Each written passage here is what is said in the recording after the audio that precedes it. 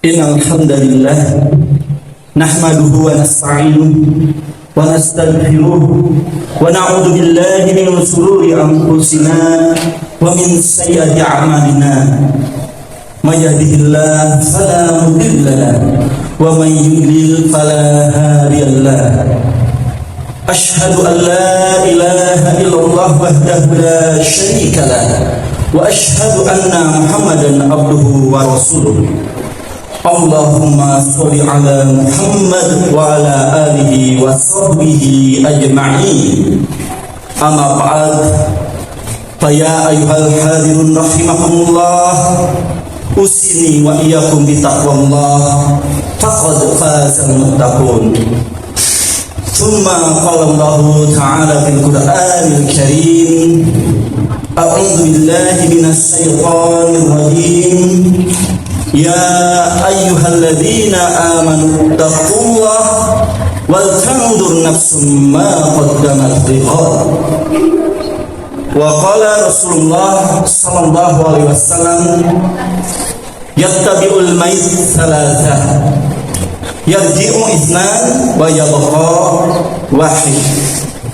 Yattabi'ul mayt maluhu wa ahluhu wa amaluhu, yarji'u amaluhu yarji'u ahluhu wa maluhu wa yabqa amaluhu. Shadaqallahul azim wa shadaqa rasulul karim wa nahnu ala dzalika minasyahidin wasyakirin. Setiap saat kita berada dalam nikmat, rahmat dan kasih sayang Allah Subhanahu wa taala. Tiada sekejap pun kita dapat lepas dari pertolongan inayah dari Allah Subhanahu wa taala.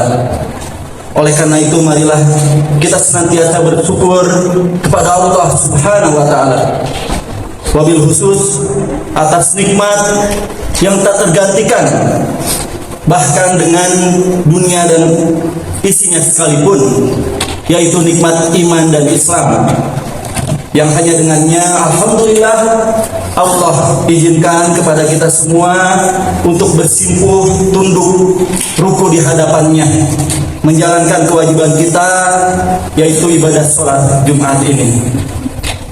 Salawat dan salam semoga senantiasa tercurah dan terlimpah pada uswah kita Nabiullah Muhammad Rasulullah sallallahu alaihi wasallam, pada keluarganya, sahabatnya dan pengikutnya yang setia hingga akhir zaman. Hadirin sidang Jumat yang dirahmati oleh Allah Subhanahu wa taala, khatib tak bosan-bosannya mengingatkan dan mengajak kepada rahimakumullah sekalian untuk terus memperbaharui ketakwaan kita, karena hanya takwalah menjadi bekal yang bermanfaat di hadapan Allah Subhanahu wa taala. Fatazawwadu fa inna khairaz zadi taqwa. Berbekalah karena sebaik-baik bekal adalah takwa. Hadirin sidang Jumat yang berbahagia, bilalah ahli kubur, ya, penduduk kubur saat ini, ia diberikan waktu oleh Allah untuk kembali ke dunia ini dan menjalani hidup, ya, diberi kesempatan sebentar saja untuk hidup di bumi ini, di dunia ini. Kira-kira apa yang mereka inginkan? Apakah mereka menginginkan, ya, untuk memiliki atau merasakan memiliki harta, uang yang banyak? Ataukah mereka menginginkan, ya, untuk merasakan memiliki rumah, ya, perhiasan, mobil, ya, yang mewah dan berlimpah? Ataukah, ya, mereka menginginkan untuk hidup ke dunia kalau diberi waktu kesempatan sebentar saja untuk misalnya pergi, ya, rekreasi ke tempat yang belum pernah dikunjungi, ya, tempat yang mewah, ya, tempat yang menarik? Apakah itu yang mereka inginkan?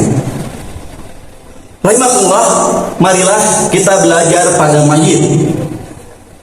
Mari kita belajar kepada mereka yang tentunya hanyalah kita dapat mengetahui itu melalui Al-Quranul Karim. Bagaimana mengabarkan keadaan mereka bila mereka diberikan kesempatan untuk hidup. Mudah-mudahan ya dengan ini kita dapat betul-betul memanfaatkan waktu demi waktu yang Allah amanahkan kepada kita. Dan kita tidak perlu untuk meninggal dulu, untuk merasakan kematian dulu ya. Untuk merasakan bagaimana waktu ini begitu bergunanya. Ada 3 hal ternyata dalam Al-Quran Allah Subhanahu wa Ta'ala kabarkan berkaitan dengan apa yang diminta oleh mayit ya, oleh orang yang akan mati, yang mati gitu ya. Bila ia dihidupkan kembali ke bumi ini. Nah, yang pertama, rahimahullah, ini terdapat dalam surat Al-Munafiqun ayat ke-10. Allah Subhanahu wa Ta'ala berfirman,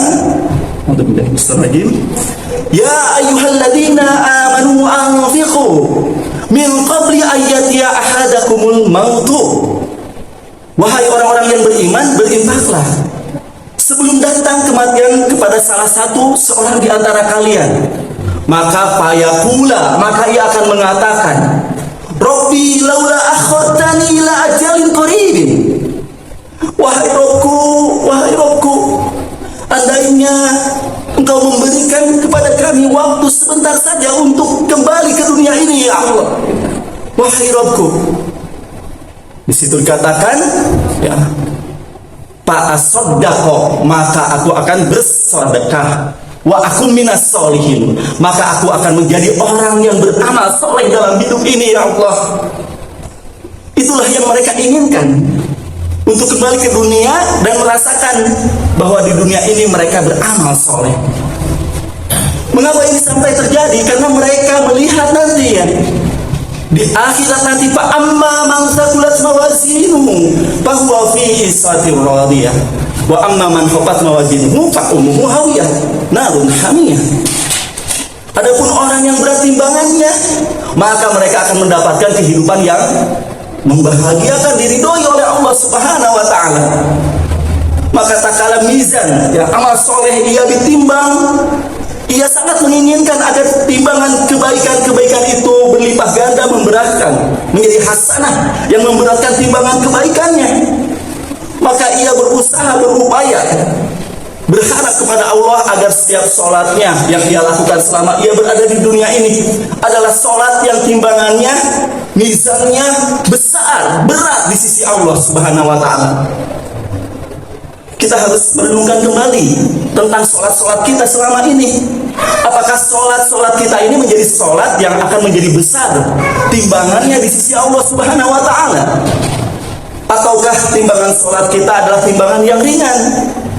Karena seringkali mungkin tanpa terasa kita laksanakan sholat ini dengan asal-asalan, yang kadang-kadang kita mungkin sujudnya sudah benar, sudah khusyuk, tapi rukunya kita kehilangan. Ataupun mungkin kadang-kadang kita kurang benar ya dalam melakukan sholat kita, tidak beriktibar kepada Rasulullah SAW, tidak disertai hadirnya hati kita. Maka mari kita timbang, kita hisab kembali sebelum kita ditimbang di sana. Dan jadikan setiap amal apapun yang kita lakukan itu menjadi amal soleh yang akan memberatkan timbangan kita di sisi Allah Subhanahu wa Ta'ala.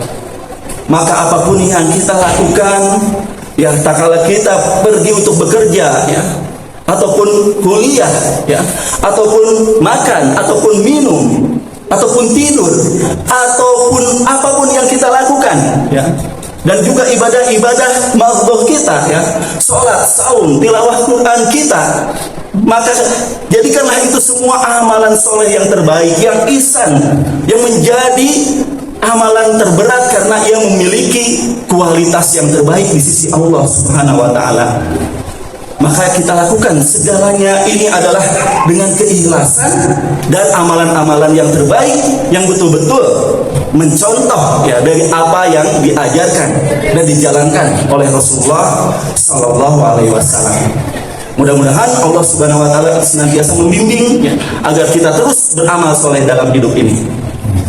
Yang kedua, bila kita lihat di dalam Al-Quran, dalam surat An-Nisa ayat ke-18, Allah Subhanahu wa Ta'ala berfirman, "Laisatit taubatu lil ladzina ya'maluna syai'at."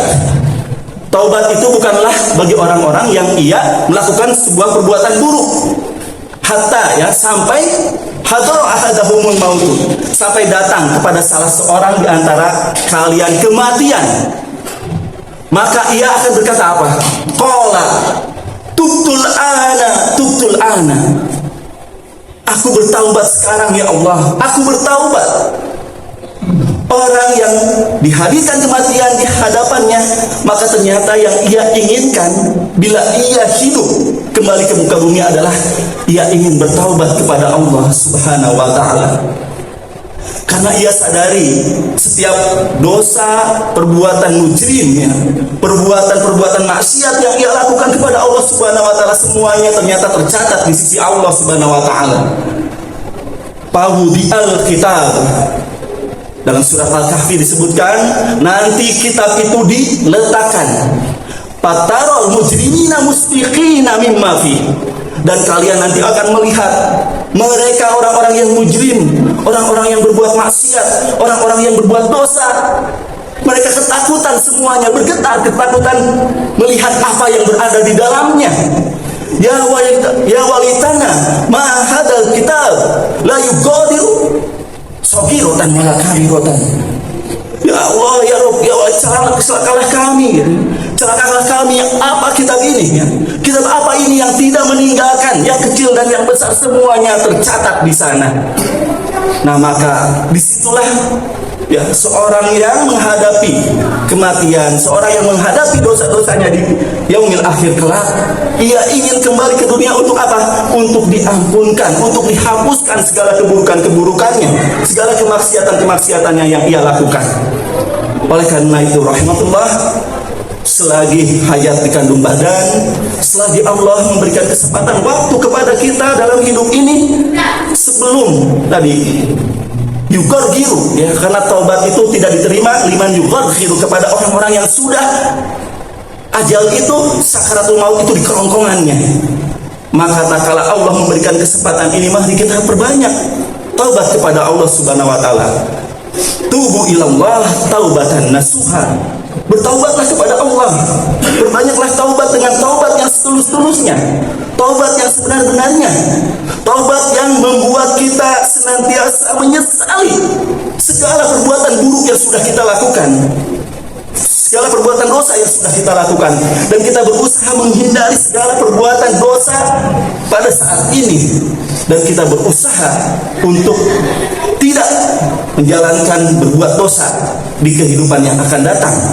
Itulah yang dikatakan oleh Ibnu Katsir ya dalam menafsirkan ayat ini. Oleh karena itu rahimahullah, Rasulullah sallallahu alaihi wasallam yang begitu mulia, yang maksum, yang tidak pernah dari tutur katanya la yantiqu ya anil hawa in huwa wahyu yuha, selalu kebenaran, selalu dibimbing oleh Allah Subhanahu wa taala, mengatakan wallahi la astaghfiru ya, sungguh demi Allah aku beristighfar, wa atubu ila Allah, dan aku bertaubat kepada Allah Subhanahu wa taala fil yaum itu aksar min sab'ina marotan, itu lebih banyak dari 70 kali. Di riwayat lain Rasulullah SAW mengatakan ya, bertaubatnya Rasulullah SAW itu adalah mi'ah marotan, 100 kali. Siapakah yang lebih membutuhkan kepada taubat? Apakah Rasulullah SAW? Apakah kita yang penuh dosa dan kesalahan, yang senantiasa waktu demi waktu, terasa atau tidak terasa, kita terus berbuat kelalaian dan alpah pada Allah Subhanahu wa taala. Oleh karena itu rahimakumullah, marilah jadikan kesempatan waktu yang Allah berikan untuk kita kembali kepada Allah Subhanahu wa taala, untuk kita berusaha, berupaya ya, karena Allah Subhanahu wa taala mengetahui kita ini asrafu ala anfusihim, kita ini selalu dolamna anfusana ya, menzalimi diri kita sendiri. Oleh karena itu la taqnatu min rahmatillah, jangan berputus asa dari rahmat Allah Subhanahu wa taala. Innallaha yaghfiru dzunuba jami'an, Allah menghapuskan dosa seluruhnya. Marilah kita perbanyak taubat kita pada Allah Subhanahu wa taala. Barakallahu lakum fil Qur'anil azim, nafa'ani wa iyyakum bima fihi minal ayati wa dzikril hakim. Aqulu qouli hadza astaghfiruhu li wa lakum.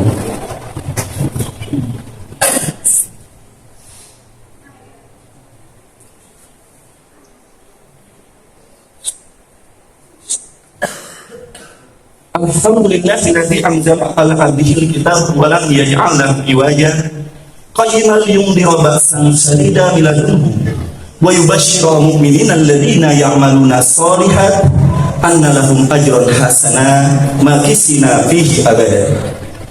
Wassalatu wassalamu ala man kana bil mu'jizatuhul Qur'an wa kanat hujjatuhul Qur'an wa kana imamuhul Qur'an nabiyina habibina syairina Muhammadin wa ala alihi wa sahbihi wa man saru ala darbihi illa yaumiddin. Yang ketiga, hadirin sidang Jumat yang dirahmati oleh Allah Subhanahu wa taala, apakah yang diinginkan oleh orang-orang yang ia menemukan kematian ya? Bila ia dikembalikan ke dunia, ini juga bisa kita lihat ya secara tersirat dalam surat Al-Ma'arij ayat ke-11. Yubassarunahum yawadul mujrimu law yaktadi ya. Nah, di situ disebutkan ya. Yubassarunahum, diperlihatkan kepada mereka. Dan yawadul mujrimu law yaktadi min adabi yauma idzin ya. Bibani wa sahibatihi wa akhi wa fasilatihi wa fasilatihi ya lati tunzi wa ma fil ardi jami'an ya tsumma yunzi. Nah, jadi ini adalah disampaikan dalam surat Al-Ma'arij ini, ya wadul mujrimu, orang-orang yang berdosa itu menginginkan lau yaftadi min adabi yauma idzin bibani. Mereka ingin dapat untuk menebus dosa-dosa mereka dengan anak-anak mereka. Wa sahibatihi wa akhi ya, dengan sahabat-sahabatnya, dengan saudara-saudaranya ya, wa fasilatihi lati tuqwi ya, dengan juga keluarganya yang selama ini membantunya. Bahkan ia mengatakan wa man fil ardi jami'an summa yumdi, bahkan kepada setiap apa yang di muka bumi ini agar ia dapat selamat. Tapi kalla innaha wallah, tidak demikian. Ya, api tetap menyala ya. Mereka semua tidak bisa menyelamatkan, tidak bisa menebus azab Allah di yaumil akhir kelak. Oleh karena itu, hadirin sidang Jumat yang berbahagia, bagi orang yang telah meninggal, yang mereka butuhkan adalah pertolongan Allah Subhanahu wa taala, adalah syafaat yang dapat menolong mereka di yaumil akhir kelak. Oleh karena itu, selama kita hidup dan diberi kesempatan untuk hidup di muka bumi ini, marilah kita cari jalan-jalan, wasilah-wasilah yang dengan wasilah itu akan mendatangkan pertolongan Allah Subhanahu wa taala kelak. Dan tentunya wasilah yang terbesar ini menjadi syafaatul uzma bagi kita semua adalah pertolongan syafaat yang terbesar yang diberikan oleh Rasulullah Sallallahu Alaihi Wasallam.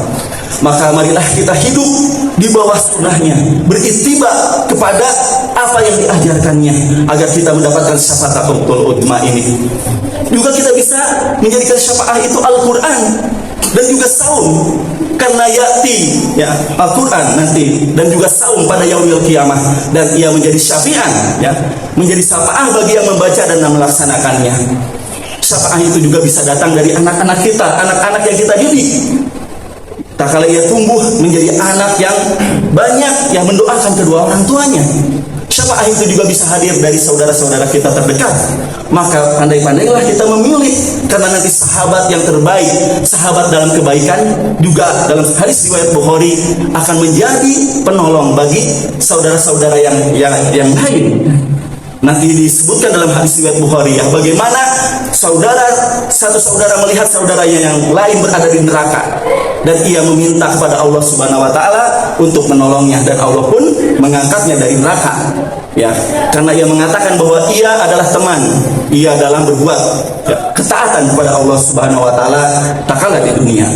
Oleh karena itu rahimahullah, marilah kita betul-betul memanfaatkan sebaik mungkin detik demi detik ya, sisa waktu yang Allah berikan kepada kita untuk ya, menjadikan itu semua sebagai amal soleh ya, sebagai hal yang mendatangkan ya, pertolongan Allah di yaumil akhir kelak.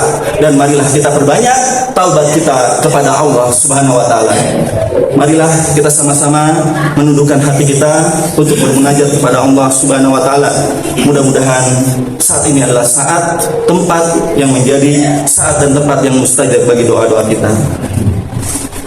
Alhamdulillahi rabbil alamin. Hamdan na'imin, hamdan syakirin, hamdan yuafi ni'amahu wa yukafi mazida. Ya Rabbana lakal hamd wa lakal syukr kama yanbaghi li jalali wajhika wa 'azimi sultani. Ya Allah, ya Rahman, ya Rahim, ya Ajidul Jabbar, ya Mutakabir, ya Khaliqul, ya Bari'ul, ya Musawwir, ya Ghafar. Lakal asma'ul husna ya Allah, la nuhsi sana'an 'alaika anta kama asnaita ala nafsika ya Allah.